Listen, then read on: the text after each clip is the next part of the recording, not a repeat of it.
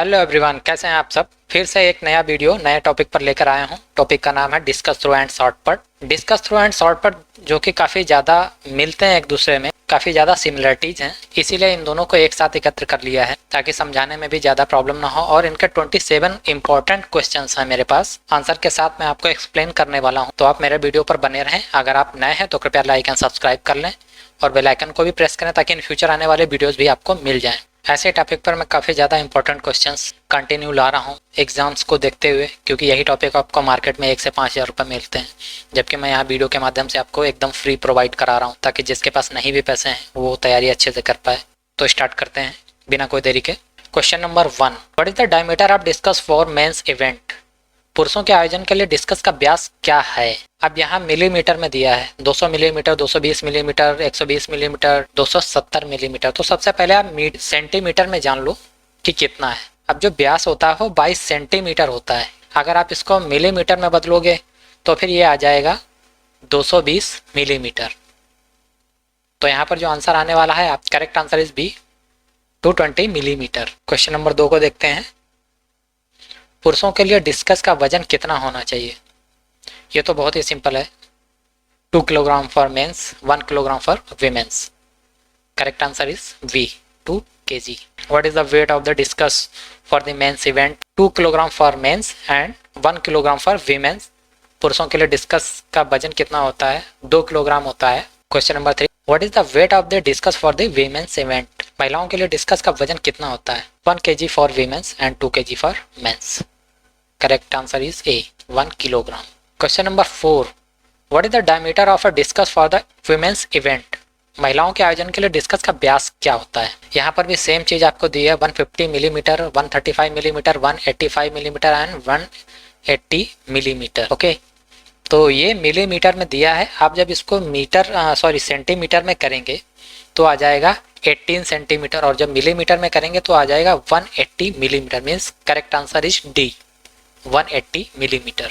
Question number 5, before throwing the discus the thrower spins around through the circle for. Discus फेंकने से पहले thrower circle के माध्यम से चारों ओर घूमता है 3.5 गुना, 1.5 गुना, 2.5 गुना, कितनी भी बार तो नहीं घूम सकता है। ठीक है, तो यहाँ पर 1.5 गुना घूमेगा, तो इसलिए correct answer will be B, 1.5 गुना, 1.5 times. Question number 6, what is the diameter of the starting circle for a discus throw event. Discus throw event का शुरुआती सर्कल का व्यास क्या है। Correct answer is D, 2.5 metres. Question number 7, what is the angle of sector in discus throw. Discus throw में sector का कोण क्या है। Correct answer is D, 34.92 degree angle.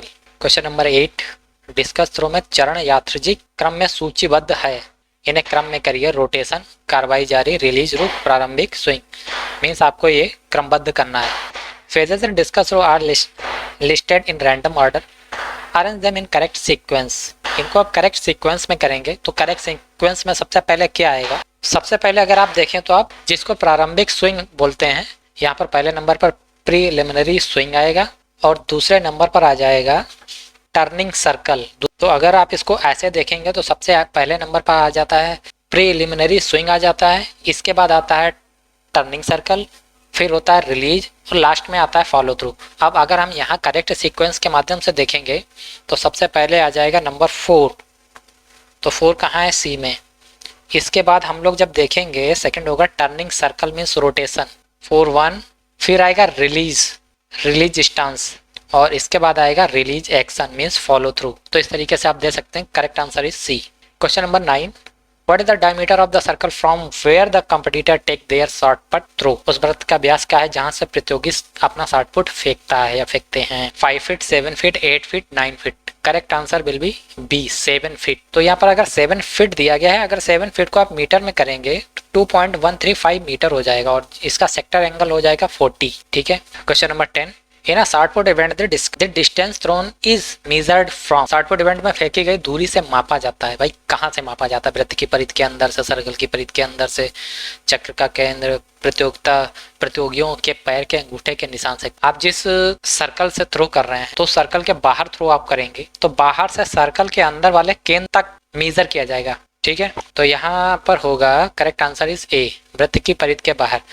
अब अगर इंग्लिश में इसको आप देखें तो distance thrown is measured from the inside of the circumference of this circle to the nearest mark made in the ground by the following shot. Mean जो circle के अंदर केंद्र है वहां से आपका शॉट पट जहां गिर रहा है उसके बीच की डिस्टेंस को नापा जाएगा। 11 पर आते हैं। While throwing where the athlete must rest the shot. फेंकते समय एथलीट को शॉट कहाँ आराम करना चाहिए, मीन्स जो आप शॉट पट फेंकने से पहले रखते कहाँ पर है। तो इसमें correct answer will be B, गर्दन और कंधे के बीच में इसको हम रोक कर होल्ड करके रखते हैं, अगर गिर जाता है तो फाउल होने का चांस रहता है। ठीक है, तो correct answer will be B. Question number 12, in thrower में receive in injury in a shot put event if. फेंकने वाले को शॉट पुट इवेंट में चोट लग सकती है यदि फेंकने वाला गेंद को बाहर फेंकता है, फेंकने वाला गेंद को बेसबॉल की तरफ फेंकता है, वो दोनों इनमें से कोई नहीं। गेंद को अगर वो बाहर फेंकेगा तो पहली बात तो डिस्क्वालीफाई होने का चांस रहेगा उसका, तो बाहर तो नहीं फेंकेगा। हाँ, वो बेसबॉल की तरह अगर फेंक सकता है तो उसको चोट लगने के चांस ज्यादा रहते हैं, तो इसलिए यहाँ पर करेक्ट आंसर होगा B. Question number 30, at the end of the throwing shot what action the thrower must perform. Shot फेंकने के अंत में फेंकने वाले को क्या कार्रवाई करनी चाहिए। पहला नहीं होगा, फेंकने वाले का हाथ सीधा धक्का देना चाहिए, ये नहीं होगा। फेंकने वाले को सीधे हाथ के अंगूठे से इशारा करते हुए इसका कोई मतलब नहीं बनता है।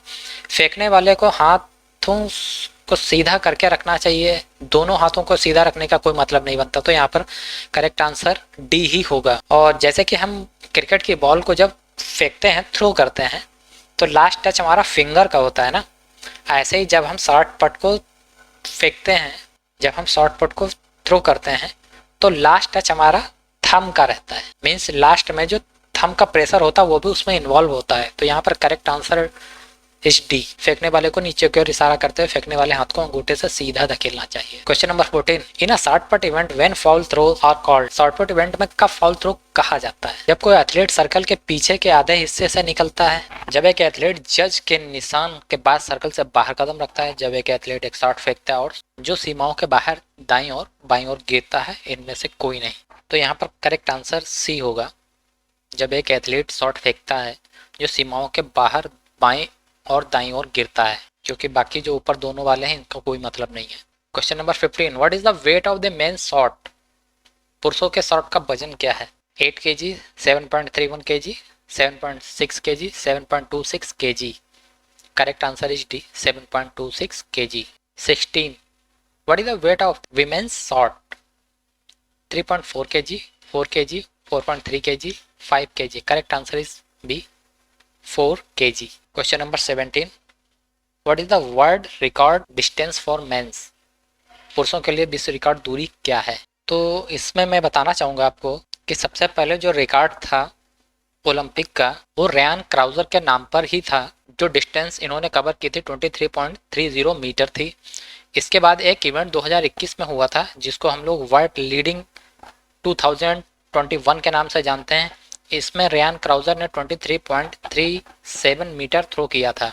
तो ओलंपिक का रिकॉर्ड और वर्ल्ड रिकॉर्ड फिलहाल दोनों अभी रयान क्राउजर के ही नाम पर हैं। तो यहाँ पर ये ऑप्शन जो आपको दिख रहा है 23.12 मीटर, इस जगह पर आप 23.37 मीटर कर सकते हैं और ओलंपिक में 23.30 मीटर कर सकते हैं, जो कि दोनों ही रिकॉर्ड रयान क्राउजर के नाम पर हैं। जैसा कि क्वेश्चन नंबर 18 में आप देख रहे हैं, who is the shot put men world record holder. Randy Brauser, Ryan Crouser, Natalya Lisovskaya, Helena Fibingerova. तो यहाँ पर करेक्ट आंसर होगा बी, रयान क्राउजर, जो कि आंसर दिया हुआ है ए, मगर ये यहाँ पर नहीं होगा, यहाँ पर आंसर बी होगा, Ryan क्राउजर।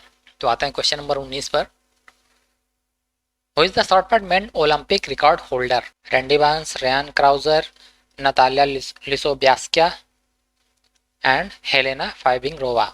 Correct answer is B, Ryan Crouser, जैसा कि मैंने आपको पहले बताया। Question number 20, who invented the glide throw technique used in shot put. Correct answer is C, Parry O'Brien.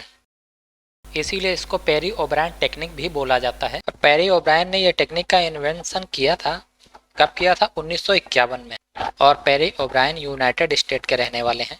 और जब इन्होंने इसको इन्वेंट किया था तो ये 180 डिग्री पर जब इसको लेकर टर्न हुए थे, मीन्स अक्रॉस हुए थे, तब उस टाइम किसी को नहीं लग रहा था कि दूसरा भी कोई ऐसा कर पाएगा। बाकी इसकी सारी टेक्निक जब भी हमारा टॉपिक आएगा डिस्कस थ्रो और शॉर्टपुट का, उसके बारे में हम पूरा ब्रीफ एक्सप्लेन करने वाले हैं। Question number 21, two putting style are in current general use by shot put competitors. दो पुटिंग स्टाइल शॉर्टपुट प्रतियोगियों द्वारा वर्तमान समय उपयोग में हैं। ग्लाइड एंड क्राउच, ग्लाइड और रीड, ग्लाइड और पिच, ग्लाइड और स्पिन। तो इस टाइम जो चल रही है ग्लाइड और स्पिन चल रही हैं। ग्लाइड को ज़्यादातर एथलीट यूज़ करते हैं, स्पिन को ज़्यादातर यूज़ नहीं करते हैं क्योंकि स्पिन ग्लाइड के मुकाबले काफ़ी ज़्यादा बैलेंस को बिगाड़ती है। ठीक है, अगर ग्लाइड की बात करते हैं, अगर सपोज करो कि मेरे राइट हैंड में, मैं राइट हैंडर हूँ और मेरे राइट हैंड में शॉर्टपुट है जिसको मैंने गर्दन और शोल्डर के बीच में रखा है, तो इसमें मुझे टर्न होने के लिए मैं लेफ्ट लेग से पहले जाऊंगा, लेफ्ट लेग को हवा में लेके तब मैं टर्न करूंगा। ठीक है, तो इससे मेरा बैलेंस बनेगा। अगर स्पिन पर आते हैं, इसमें क्या होता है, अगर सपोज करो मैं स्पिन टेक्निक यूज़ कर रहा हूँ और मेरा शॉर्टपुट मेरे गर्दन और कंधे के बीच में रखा है और मुझे लेफ्ट साइड टर्न होना है, तो मुझे लेफ्ट साइड टर्न होना है तो मेरे राइट शोल्डर पर ही शॉर्टपुट भी है, उसका भी बैलेंस, और मुझे राइट लेग से ही टर्न होना है। ठीक है, तो इसमें बैलेंस बिगड़ने के काफ़ी ज़्यादा चांस रहते हैं, या तो फिर आप इसमें माहिर हो। इसीलिए ग्लाइड को ज़्यादा बेस्ट टेक्निक माना गया और ग्लाइड का ही जो ग्लाइडिंग टेक्निक होती है इसी का ही सबसे ज़्यादा उपयोग होता है। आते हैं क्वेश्चन नंबर 22 पर। In which of the following events India Tajinder Pal Singh Toor won the gold medal at the 18th Asian Games in Indonesia. निम्नलिखित कुछ इवेंट दिए गए हैं जिसमें भारत का तेजिंदर पाल सिंह तूर ने इंडोनेशिया में 18वें एशियाई खेलों में स्वर्ण पदक जीता था, तो आपको बताना है। तो इसमें सिंपल सा शॉर्टपुट है जिसको शॉर्टपुट भी बोलते हैं। Question number 23। In men's decathlon contest which of the following included in first of the competition. पुरुष के डेकाथलॉन प्रतियोगिता में निम्नलिखित में से कौन पहले प्रतियोगिता में शामिल था। Correct answer is C, shot put. Question number 24। Who has won gold medal in men's shot put final at the 2018 Jakarta Palembang Asian Games held in Indonesia. Indonesia में आयोजित 2018 जकार्ता पालमबाग एशियाई खेलों में पुरुष के 60 फुट फाइनल में किसने स्वर्ण पदक जीता था। तो इसमें केवल बस एक ही नाम है, तेजिंदर पाल सिंह तूर। 2018 में इन्होंने 60 फुट जीता था। तब ये 24 साल के थे। इन्होंने 5वें अटेम्प्ट में 20.75 मीटर थ्रो करके रिकॉर्ड बनाया था। Question number 25। The rotational technique in shot put now used by many of the world staff thrower was first popularised by. अब इसमें देखना, आप शॉर्टपुट में जो घूमने वाली तकनीक का अब दुनिया के कई शीर्ष फेंकने वालों द्वारा किया जाता है। अब इसको इन्वेंट किसने किया था, ठीक है, मतलब इसको पॉपुलराइज किसने किया था, किसके द्वारा हुआ था, उसके बारे में हम लोग बात करने वाले हैं। ऑप्शन दिए हैं Alexandra, Berisniko, Helena, Fibingerova, Parry O'Brien. इनमें से कोई नहीं। Correct answer is A, Alexandra Verisniko. Question number 26। Which techniques which involve the putter facing backward at the rear of the ring and then rotating through 180 degrees before releasing the shot। कौन सी तकनीक जिसमें putter का सामना ring के पीछे की तरफ होता है और फिर शॉट को रिलीज करने से पहले 180 डिग्री तक घूमना होता है, मीन्स 180 डिग्री तक घूमा जाता है। घूर्णन तकनीक, ग्लाइडिंग तकनीक, स्पिन तकनीक, इनमें से कोई नहीं। Correct answer is B, gliding technique. इसमें आपको 180 डिग्री तक घूमना होता है और ग्लाइडिंग टेक्निक ही सबसे बेस्ट होती है जिसको ज़्यादातर लोग करते हैं, और ये क्योंकि इसमें बैलेंस बिगड़ने के चांस कम रहते हैं। बाकी तो प्रैक्टिस पर डिपेंड करता है। Question number 27। The first modern athlete to throw the discus while rotating the whole body watch. पूरे शरीर को घुमाते हुए डिस्कस को फेंकने वाला पहला आधुनिक एथलीट कौन था। अब इसके पीछे भी एक इंटरेस्टिंग फैक्ट है। करेक्ट आंसर इज डी, चेक एथलीट फ्रांटिशेक जेंडासुक। अब इन्होंने कैसे किया था, ये बोहेमिया के रहने वाले हैं जो कि चेक गणराज्य में पड़ता है। ठीक है, अब ये अपने स्टडी के टाइम इन्होंने एक स्टैचू को देखा, मीन्स मूर्ति को देखा। वो मूर्ति डिस्को बोलस्की थी। उस मूर्ति को देखने के बाद इनको ऐसा पता नहीं क्या फील हुआ कि इन्होंने पूरे शरीर को घुमाते हुए डिस्कस को फेंका। यह मूर्ति में कुछ ऐसा था जिसकी वजह से लगा कि हम इतना टर्न कर सकते हैं। इन्होंने पूरे शरीर को घुमाते हुए डिस्कस को थ्रो किया, इसी वजह से इनका नाम फेमस हो गया।